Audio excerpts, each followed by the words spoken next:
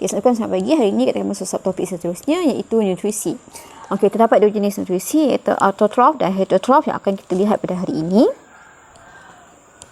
Okey, di akhir pembelajaran, apa yang akan pelajar ketahui? Yang pertama ialah membezakan dan membandingkan di antara nutrisi autotrof dan heterotrof.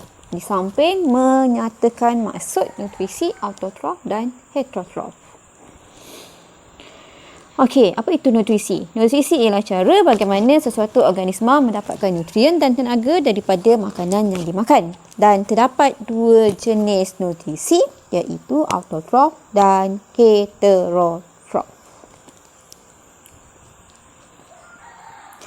Okey, fotoautotrof biasanya tumbuhan hijau membuat makanan sendiri. Untuk autotrof ni ada dua, fotoautotrof tumbuhan hijau ataupun chemoautotrof. Kedua-dua ni adalah nutrisi jenis autotrof, maksudnya membuat makanan sendiri. Auto sendiri, tropos makanan, membuat makanan sendiri. Okey, so untuk fotoautotrof, kita ada dua tadi. Yang pertama adalah fotoautotrof. Biasanya tumbuhan yang berwarna hijau, maksudnya dia boleh menjalankan proses fotosintesis. Okey, mensintesis bahan organik daripada karbon dioksida dan juga tenaga cahaya. Itu adalah fotoautotrof. Foto untuk fotosintesis.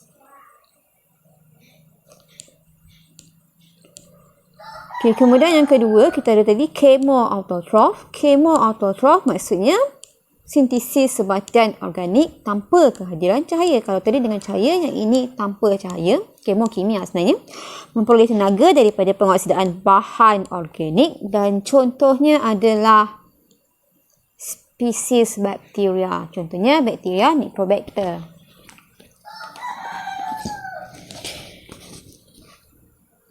Okey, kemudian kita tengok nutrisi heterotrof pula, iaitu tidak boleh membuat makanan sendiri, memperolehi nutrisi ataupun makanan daripada organisma hidup yang lain. Kita ada tiga. Yang pertama holozoid keseluruhan, parasit, okey, dia menyerap nutrien daripada organisma lain, dan satu saprofit. Saprotrof, okey, saprofit lah sebenarnya pencernaan di luar badan organisma sebelum nutrien diserap. Contohnya memperolehi nutrien daripada organisma reput dan mati. Okey, biasanya saprotrof ni adalah kulat. Sebab kulat ni biasanya memperoleh makanan daripada organisma yang dah reput, yang dah mati. Sebab tu dia kata pencernaan di luar badan dahulu sebelum nutrien diserap. Sebab organisma tu dah reput dan mati. Okey, kemudian yang kedua holozoid. Okey, makan bahan organik pepejal sama ada tumbuhan ataupun haiwan. Contoh yang paling mudah manusia sendiri. Manusia adalah holozoid. Dan contoh lain haiwan lah. Manusia dan haiwan adalah holozoid. Memperoleh makanan daripada organisma hidup yang lain. Secara keseluruhannya. Dan yang ketiga adalah parasit, menyerap nutrien daripada perumah. Contohnya kutu. Kutu mengisap darah. Okay, so itu adalah ataupun cacing pita dalam usus kita untuk menyerap nutrien. Parasit. Okay, so itu adalah parasit lah, yang hidup di dalam perumah untuk mendapatkan nutrien. Sama ada dalam perumah ataupun di bahagian luar perumah. Tapi nutrien sebenarnya diambil, dicuri daripada perumah. Okey, kemudian kita tengok rantai makanan. Pengeluar dimakan oleh pengguna primer, dimakan oleh pengguna sekunder, dan pengguna sekunder dimakan oleh pengguna tertier. Anak panah merujuk kepada dimakan oleh. So, bila kita nak baca rantai makanan ni, kita akan sebut pengeluar dimakan oleh pengguna primer. Sebab tu anak panah kena searah. Dimakan oleh. Itu maksud anak panah lah. Okey, kemudian ini contoh lain. Contoh kita ada rumput. Rumput dimakan oleh beluncas. Jadi beluncas adalah pengguna primer. Beluncas pula dimakan oleh ayam. Ayam pengguna sekunder. Kemudian pengguna sekunder dimakan oleh helang di sini. So helang adalah pengguna tertier. Ini adalah contoh rantai makanan. Okey, bila satu je macam ni, ini rantai makanan. Tapi bila ada lebih daripada satu ataupun beberapa rantai makanan yang saling berhubung, bercantum lah maksudnya, itu kita namakan sebagai siratan makanan. So kita tengok contoh dari gambar ajar ni. Okey, untuk siratan makanan. Contoh padi. Padi dimakan oleh ulat. Ulat ni dimakan oleh ayam. Ayam dimakan oleh helang. Satu rantai makanan kat situ. Kemudian yang kedua, kita tengok padi juga dimakan oleh tikus. Tikus dimakan oleh ular. Ular dimakan oleh helang. So, dah ada dua rantai makanan. Dia akan jadi siratan makanan. Di situlah. Ataupun mungkin kita boleh ubah kat sini. Padi dimakan oleh ular. Ular dimakan oleh ayam. Ayam dimakan oleh ular. Ular dimakan oleh helang. Itu pun boleh tambah kat situ rantai makanan untuk siratan tadi. Okey, kemudian piramid bilangan, piramid biojisim dan juga piramid tenaga. So, kita akan tengok apakah perbezaan di antara ketiga-tiga piramid ini. Sebenarnya ketiga-tiga ni adalah berdasarkan satu piramid yang sama.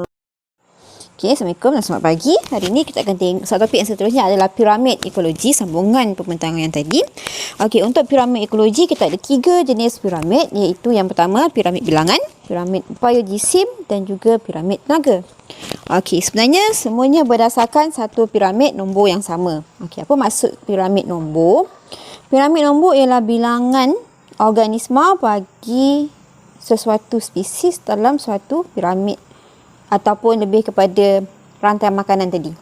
Okey, kalau kita tengok kat sini untuk piramid ni, bahagian bawah sekali adalah pengeluar. So, contoh pengeluar kita adalah rumput lah.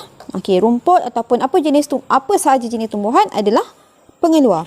Okey, kemudian pengeluar akan dimakan oleh pengguna primer. Okey, so rantai makanan tadi kita tengok dah. Contoh pengeluar kita rumput. Rumput dimakan oleh beluncas. So, maksudnya sekarang pengguna primer kita di sini adalah beluncas contohnya. Okey, kemudian pengguna primer dimakan oleh pengguna sekunder ataupun contohnya ayam tadi dalam rantai makanan kita tadi. So, beluncas akan dimakan oleh ayam dan ayam pula akan dimakan oleh organisma yang lebih besar daripada ayam, iaitu helang lah. So, helang ni sebenarnya adalah pengguna tertier. Okey, apa kaitannya dengan piramid bilangan, piramid biojisim dan piramid tenaga? Kalau kita tengok kat sini dari segi pengeluar, dari segi bilangan. So, maksudnya kita tengok piramid bilangan dulu. Okey, so untuk piramid bilangan, dari segi bilangan dia, pengeluar adalah organisma yang paling banyak. So, kat padang tu rumput yang paling banyak. So, maksudnya pengeluar ni paling banyak berbanding pengguna tertier yang paling atas sekali. Okay, so daripada bilangan sesuatu organisma akan bertambah daripada puncak piramid ni ke bawah. So, sebab anak panah macam ni. Daripada atas ke bawah, bilangan akan bertambah. Okay, ataupun daripada bawah ke atas, dia akan jadi berkurang. Dia akan jadi berlawanan. Okay, kemudian untuk saiz pula, kalau bilangan tadi yang bawah paling banyak, dari segi saiz pula yang bawah ni saiz yang paling kecil lah. Okey, so untuk saiz dari bawah piramid ke puncak piramid ni saiznya akan bertambah. So kita boleh nampaklah bezanya tadi. Kalau contoh kita ada tadi rumput sehingga helang kat situ. So saiz rumput lah yang paling kecil, yang paling besar kat situ adalah helang. Tapi dari segi bilangan, rumput yang paling banyak berbanding helang. Helang cuma satu je kat situ sebenarnya. Sebab tu dia paling puncak, paling kecil. Okey, itu dari segi bilangan. Kalau dari segi saiz, saiz paling besar lah. Okey, kemudian kita ada satu lagi piramid, iaitu piramid tenaga. Okey, piramid jisim. Saiz tadi sebenarnya adalah biojisim je lah. Jisim berisi padu je. Okey, so kalau kita tengok kat sini, piramid tenaga. Sudah lukis siap kat sini. Rumput ni sebenarnya mempunyai 100% tenaga. So, rumput paling banyak tenaga lah kat sini.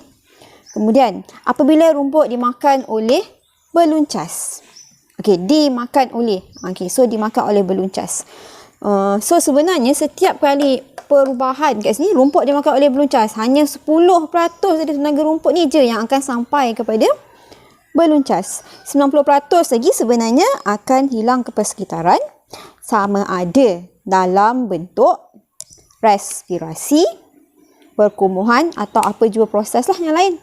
Okey, so maksudnya daripada rumput dah hilang 10%. Dia dah hilang 90%. Yang diterima oleh balloon charge cuma 10%.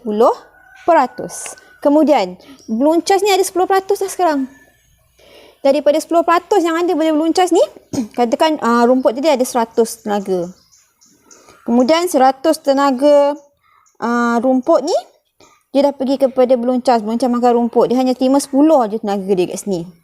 Kemudian 10% ni pula, 10 tenaga yang daripada balloon charge ni bila dimakan oleh ayam, dia hanya pindahkan 10% daripada 10 ni tadi. Maksudnya, dia cuma terima 1 sahaja tenaga. Tu maksudnya. Dia akan berkurang 10%. Yang diterima hanya 10%, dia akan berkurang maksudnya. 90% lagi akan hilang ke persekitaran.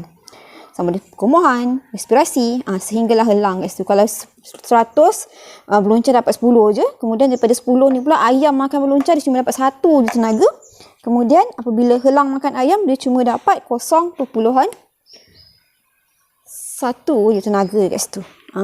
So, maksudnya tenaga yang dia dapat sikit je sebenarnya yang dipindahkan. Yang hilang lebih banyak. Okey, sekian.